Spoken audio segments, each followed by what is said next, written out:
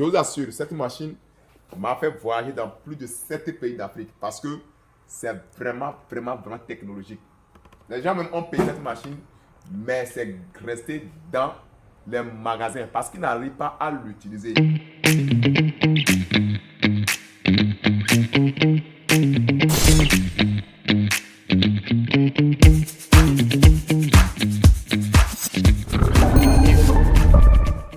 Voici la famille de Sadari. Aujourd'hui, je vais vous présenter la famille de Sadari.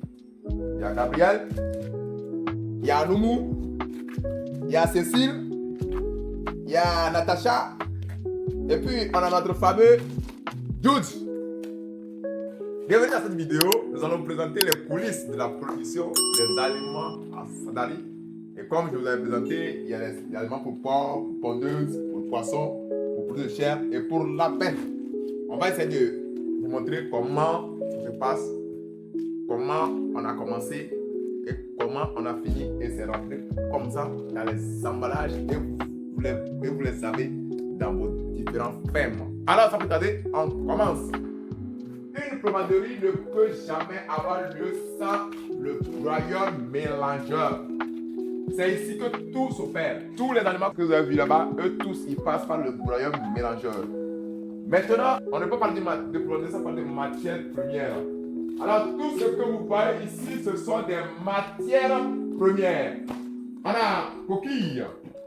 On a les coquilles, on a la farine de blé, on a le tourteau de palmiste, tourteau de coton qui est là-bas, on a le maïs, on a le soja, on a le son de blé, on a le son puré, on a tourteau de soja, tourteau d'anacarde, on a des fiches de manioc.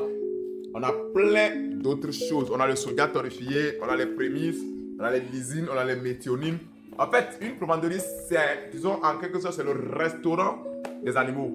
C'est de la même manière qu'on a les piments, on a tomates, on a pain, on a tout ça. Donc, on mélange tout afin que ça puisse être un truc non seulement appétant, mais de qualité qui répond en termes d'énergie, en termes de protéines, en termes de cellulose, et ainsi de suite pour les sujets.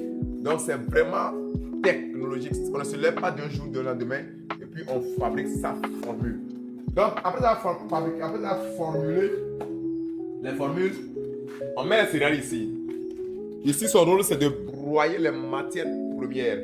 Les matières premières sont mises ici. Et lui, il aspire les matières premières, soit le soja, soit le maïs, soit le son cubé. Ça les broie. On a différents maïs. Ça, c'est la petite maïs. Et à l'intérieur, c'est la grande maïs. La grande maïs, c'est souvent pour les adultes, par exemple les pontes. Et la petite maïs, c'est pour faire l'aliment des canards, des porcs ou bien de démarrage. Donc, après avoir broyé, ça rentre dans le mélangeur. Au fur et à mesure que le mélangeur mélange, ici, on met tout ce qui est lysine, méthionine, farine de blé, son de blé, tout ça là. Et quand ça finit, on le fait sortir ici. On le fait sortir ici. Et c'est là maintenant qu'on fait le packaging là-bas et on vous envoie. Maintenant, vous allez voir que ça, c'est par exemple, ça permet de fabriquer l'aliment pour le porc, pour les pondeuses, pour les poulets de chair. Maintenant, si on veut fabriquer l'aliment pour le poisson ou bien pour les lapins, venez, je vais vous montrer. L'aliment pour les poissons, après avoir broyé ici, on le broie, soit on le broie avec la petite camille, soit on fait le broyage avec les moulins pour que ça soit vraiment fin. Et on le met ici. Ici, ce sont mélangeurs. Ici, c'est le mélangeur de l'aliment poisson. Après avoir mélangé ici avec de l'eau, de l'huile, ainsi de suite, avec les prémices adaptées, les lysines adaptées, on le met ici. Ici, c'est le jackpot. Je vous assure, cette machine m'a fait voyager dans plus de 7 pays d'Afrique parce que c'est vraiment technologique.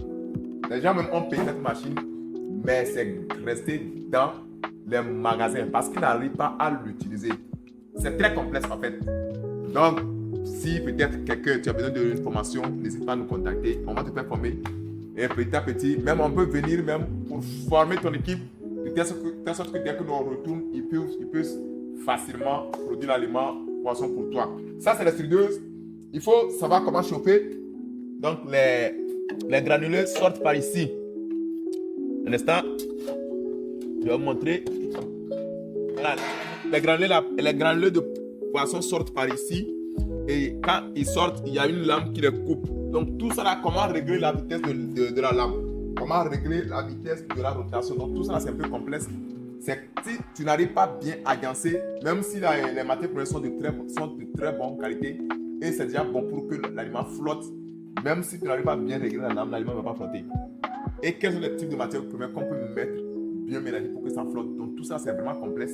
Donc comme je l'ai dit, si vous avez une information, ou bien si peut-être vous avez envie d'installer une extrudeuse dans votre pays, n'hésitez pas à nous contacter. Ou bien si vous avez une ferme piscicole et vous voulez produire vos propres aliments, contactez-nous aussi. Donc ça c'est l'extrudeuse. Ça, c'est avec ça que l'aliment peut flotter. Sans l'extrudeuse, l'aliment poisson ne peut jamais flotter. Mais si vous faites bien, l'aliment poisson flotte correctement. Donc une fois que vous terminez ici, il y a une bastille qu'on met en bas et ça récupère les granulés qui sont flottables, les granulés extrudés. Avec ça aussi, vous pouvez faire l'aliment pour les chats, l'aliment pour les chiens. Vous allez voir les croquettes des chiens là. C'est avec les studios qu'on fait ça. Donc, si vous avez un projet comme ça, je vous assure que c'est une machine à sous que vous voyez comme ça. Ça, c'est pour le poisson. Maintenant, on va parler de lapin. Pour le lapin, après avoir broyé ici, mélanger correctement ici, on le met dans le convoyeur. On démarre le convoyeur et le convoyeur la met directement dans l'entonnoir là que vous voyez. Dans l'entonnoir là, lui, c'est la granuleuse. Une fois que la granuleuse tourne, ça fait sortir les granulés qui sortent par ici. Et ici, c'est quoi? C'est le refroidisseur. Quand les granulés sortent, ils sont très chauds. De telle sorte que si vous ne les refroidissez pas vite, vous allez tuer beaucoup de vitamines. Ou bien carrément, ça va faire de telle sorte qu'il y aura la chaleur, bien l'humidité qui va être restée dedans. Donc, il faut un refroidisseur. Le refroidisseur refroidit correctement l'aliment avant que ça sorte par ici. Et ici, directement maintenant, vous pouvez maintenant mettre ça dans vos sacs. Donc, de façon ramassée, c'est comme ça que la pomanderie se comporte. Alors, si vous voulez qu'on mette accent sur une machine pour vous, n'hésitez pas de mettre ça en commentaire. Ou bien si vous voulez peut-être avoir plus de détails, n'hésitez pas de mettre en commentaire. Donc juste pour dire que ici, nous ne faisons pas de la blague, mais nous produisons des aliments de très bonne qualité pour vous. Ce qui fait que vous allez avoir des aliments lapins qui sont de très bonne qualité. À 3 mois déjà, vous avez des lapins qui ont déjà 2,5 kg. En parlant des pontes, nous avons eu des taux de ponte à 99,1% pour nos formules pontes. Alors, Sadari, c'est la marque de l'excellence. Alors, on est ensemble. Peace!